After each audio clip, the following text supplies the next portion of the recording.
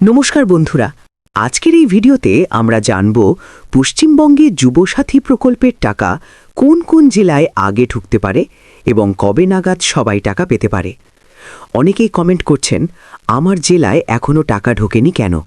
তাই আজকের ভিডিওতে আমরা জেলা অনুযায়ী আপডেট ও গুরুত্বপূর্ণ তথ্য জানব। ভিডিওটা শেষ পর্যন্ত দেখবেন।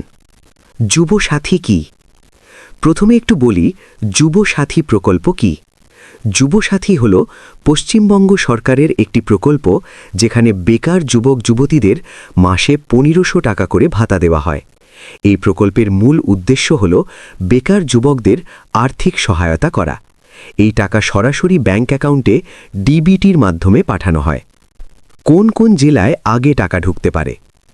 সরকারি তথ্য ও আগের অভিজ্ঞতা অনুযায়ী সাধারণত কিছু জেলায় টাকা আগে ঢোকে, যেমন কলকাতা, উত্তর ২৪ পরগনা, দক্ষিণ ২৪ পরগনা, হাওড়া, হুগলি। এই জেলাগুলোতে সাধারণত আগে প্রসেসিং হয়।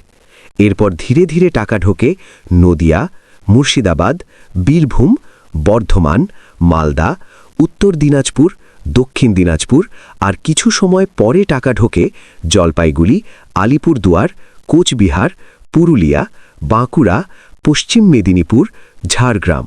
তবে মনে রাখবেন, সব জেলায় টাকা একই দিনে ঢোকে না। টাকা না ঢুকলে কি করবেন?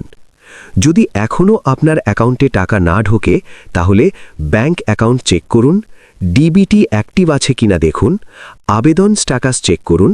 অনেক সময় ব্যাংক প্রসেসিংয়ের জন্য দেরি হয়, তাই একটু অপেক্ষা করলেই টাকা ঢুকে যায়। শেষ কথা বন্ধুরা, যুবসাথীর টাকা সব জেলাতেই ঢুকবে, শুধু একটু সময়ের পার্থক্য থাকে। আপনার জেলা ও টাকা পেয়েছেন কিনা কমেন্ট করে অবশ্যই জানাবেন। এই ধরনের সরকারি স্কিমের আপডেট পেতে আমাদের চ্যানেল সাবস্ক্রাইব করে পাশে থাকা বেল আইকন চাপুন। ধন্যবাদ সবাইকে।